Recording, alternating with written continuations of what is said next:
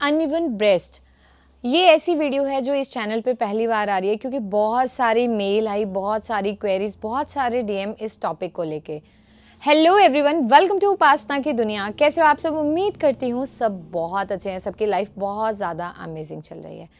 Uneven breast यानी breast के size में दोनों में कुछ ना कुछ चेंजेस होना, एक साइज़ कम है, एक साइज़ ज़्यादा है, या कई बार कप का जो साइज़ होता है वो कम रहता है और कई बार क्या होता है ज़्यादा हो जाता है। इसके बहुत सारे फैक्टर हैं और देखा जाए तो कोई भी फैक्टर नहीं है।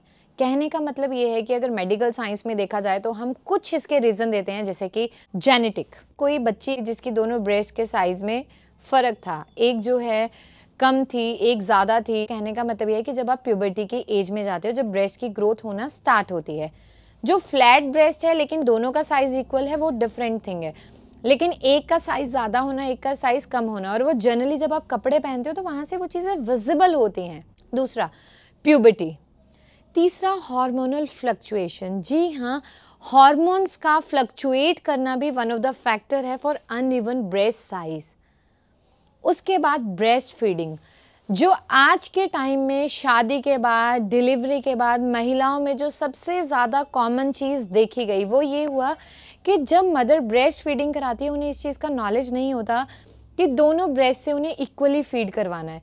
वो क्या करती हैं, एक साइड ब्रेस्ट पे बहुत ज़्यादा प्रेशर देती हैं और एक साइड पे वो ब्रेस्ट फीडिंग नहीं करवाती हैं, जिसकी वजह से एक टाइम के बाद जब बच्चा दूध पीना बंद कर देता है और धीरे धीरे करके उनके ब्रेस्ट का जो साइज़ है वो चेंज होना स्टार्ट हो जाता है और अनइवन होता है। देखने से पता चलता है यार, अगर एक साइज़ 38 है तो दूसरा 34, 36 पे रह रहा है, इतना ज़्यादा मेजर डिफरेंस आना स्टार्ट हो जाता है। उसके बाद एक जो मिथ है वो ये है कि अगर फीमेल करवट लेके सिर्फ एक ही तरफ सोती है, that also leads to uneven in their breast size. ऐसा नहीं है, कोई साइंटिफिकली प्रूफ नहीं है कि ये चीज़ ऐसे होती है, बस एक मिथ बन गया कि ऐसा हो सकता है, मे भी। तो जहाँ पे क्वेश्चन मार्क होता है वहाँ पे हम कभी भी चीज़ों को बिल्कुल 100% श्योरिटी के साथ ये चीज़ें नहीं कह सकते हैं। अब यहाँ बात आती है कि क्या अनइवन ब्रेस्ट का जो साइज़ है वो ठीक हो सकता है, और बहुत सारी बच्चियाँ इस चीज़ को, इस इशू को फेस कर रही हैं। तो मैं यहाँ पे ये कहूँगी कि ठीक होने के सिर्फ 50 to 60% चांसेस है, 40% नहीं।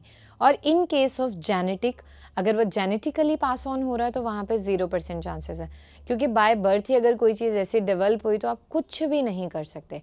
ऐसा ही इसमें मैं रिलेट करना चाहूँगी इन्वर्टेड निपल्स।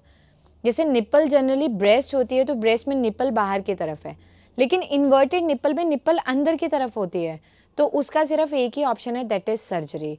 इसके अलावा जो भी लोग आपको कहते हैं इन्वर्टेड निप्पल ठीक हो सकता है, वो नहीं हो सकता।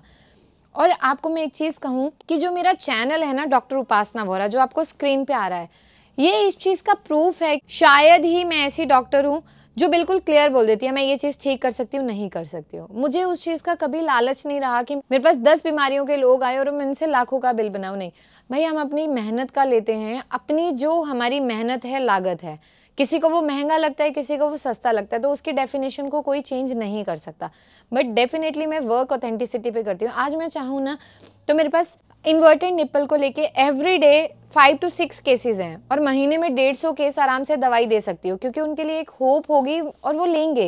लेकिन मैंने कभी भी प्रोवाइड नहीं किया। इवन जो लोगों ने मेरे से कभी क्वेरी की भी होगी, आप चाहे कमेंट्स में बताना। तो कहने का मतलब यह है कि इसका इलाज नहीं है, सिर्फ सर्जरी ऑप्शन है। अनइवन ब्रेस्ट में 50 to 60% चांसेस रहते हैं। जो हमारा ब्रेस्टोटोन ऑयल है वो बहुत अच्छा काम करता है, लेकिन जो ब्रेस्ट फीडिंग के बाद हुआ है ना, उसमें एक्सरसाइज भी इम्पॉर्टेंट है और मेडिसिन भी इम्पॉर्टेंट है।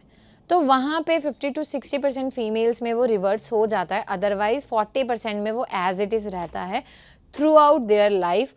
आप योगा करो, योगा से भी चांसेस बहुत ज़्यादा इंक्रीज होते हैं ठीक होने के लिए। ब्रेस्ट की पर्टिकुलर एक्सरसाइज होती हैं, आप उन एक्सरसाइज को फॉलो करो। आप जस्ट गूगल पे अगर ये भी डालेंगे ना कि how to improve your uneven breast size या हाउ टू क्योर, तो वहाँ पे भी बहुत सारी एक्सरसाइज आ जाएंगी। बॉल पुश करना, ठीक है, सेटअप्स या डिफरेंट एक्सरसाइज जो हेल्पफुल होती हैं। इसके अलावा जो सबसे कॉमन चीज़ है, हार्मोनल इम्बैलेंस। क्योंकि आज के टाइम में अगर 13-14 साल की बच्चियों में पीरियड स्टार्ट हो रहे हैं तो हार्मोन डिस्टर्ब हो रहे हैं। वहाँ पे बच्चियों को क्या दिया जाता है, कॉन्ट्रासेप्टिव पिल्स। हार्मोनल थेरेपी बहुत कम एज में, जहाँ पे आपकी बॉडी उस चीज़ के लिए रेडी ही नहीं है, तो वहाँ पे क्या होता है कि ब्रेस्ट का साइज़ एनलार्ज होना स्टार्ट होता है।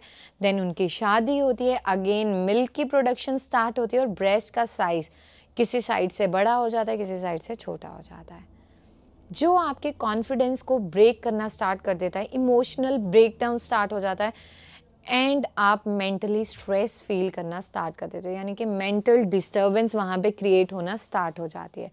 तो सबसे बेस्ट इसके लिए जो रेमेडी है, आज मैंने रेमेडी लास्ट में क्यों बताई, क्योंकि फैक्टर आपको पता होना बहुत ज़रूरी था। जो यहाँ पे रेमेडी वर्क कर सकती है वो सिर्फ एक ही रेमेडी है, वो ये है कि आपको कैस्टर ऑयल लेना है, उसे अच्छे से गर्म करना है, बॉईल कर लेना है। उसमें आपको ऐड करना है 1 चम्मच मेथी दाना और 1 चम्मच हरी वाली सौंफ, और उसे अच्छे से बॉईल करना है, फिर से पकाना है लेकिन कम आंच पे। उसके बाद 24 घंटे के लिए आप उसे उस कढ़ाई में, पैन में रहने दीजिए। नेक्स्ट डे छान के बॉटल भर लीजिए और दिन में 2 से 3 बार, जिस ब्रेस्ट का साइज़ सही है उस पे नहीं करना है, जिसका साइज़ कम है वहाँ पे आप regularly clockwise, anti clockwise, upward, downward massage करोगे और बाहर की तरफ को आपको मसल को पुश करना है। अगर कप साइज़ कम है तब भी, और ब्रेस्ट का वैसे ही ऑल ओवर साइज़ कम है तब भी, यहाँ पे ये रेमेडी बहुत अच्छा वर्क करेगी। लेकिन फिर से कह रही हूँ कि रेमेडी जो वर्क करेगी उसमें 100% कोई चांस नहीं है। हमने भी बहुत सारे पेशेंट्स को बताया है, कुछ पे बहुत अच्छा रिजल्ट है, कुछ पे रिजल्ट नहीं है। तो it's all about at the end आपकी बॉडी पे डिपेंड करता है कि वो कैसे रिस्पॉन्स करती है, एब्जॉर्प्शन कैसे है, हार्मोन कैसे काम करें। और जिन लोगों को हार्मोनल इम्बैलेंस की वजह से है, तो you have to take proper treatment for hormones. आपको उसमें बैलेंस क्रिएट करना होगा, चाहे वो पीसीओडी है, चाहे वो थायराइड है। जनरली पीसीओडी वाले केसेस में ये इशू ज़्यादा कॉमन होता है, तो वहाँ पे आप ये चीज़ फॉलो कर सकते हो। सेकेंड चीज़, मसाज से सर्कुलेशन बढ़ेगा तो वो ऑटोमेटिकली साइज़ इम्प्रूव होना स्टार्ट होगा। लेकिन जो मदर ब्रेस्ट फीडिंग करवा रही हैं और उन्हें अभी हल्का सा चेंज फील हो रहा है, तो आप लोगों से रिक्वेस्ट है कि ब्रेस्ट फीडिंग हमेशा दोनों तरफ से आप इक्वली करवाओ। ये चीज़ का आपको ध्यान रखना है, कोई और आपको इस चीज़ के लिए गाइड नहीं करेगा।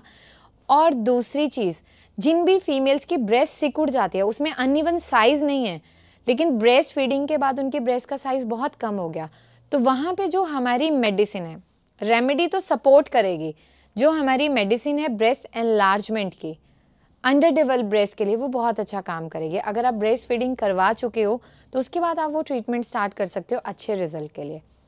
और इसके साथ में अगर नॉर्मल ब्रेस्ट है, साइज़ इंक्रीज़ करना है, फ्लैट ब्रेस्ट है, तो वहाँ पे आप ऑटोमेटिकली आप ये ट्रीटमेंट स्टार्ट कर सकते हो। ऑब्वियसली आपको बहुत अच्छा रिजल्ट मिलेगा, जैसे अभी लोगों को मिल रहा है। इसके रिव्यूज़ हम इसलिए शेयर नहीं करते क्योंकि हर किसी की प्राइवेसी होती है और मैं कभी नहीं चाहूँगी कि हम किसी की प्राइवेसी को डिस्क्लोज़ करें। तो उम्मीद करती हूँ कि जो आज की ये रेमेडी है ये आपके लिए बेनिफिशियल हो, हेल्पफुल हो, और कभी भी कोई भी डाउट हो, ये हमारा हेल्पलाइन नंबर है, आप इस पर कॉन्टेक्ट करके पूरे ट्रीटमेंट के गाइडेंस ले सकते हो। रेमेडी के लिए तो ये चैनल है ही।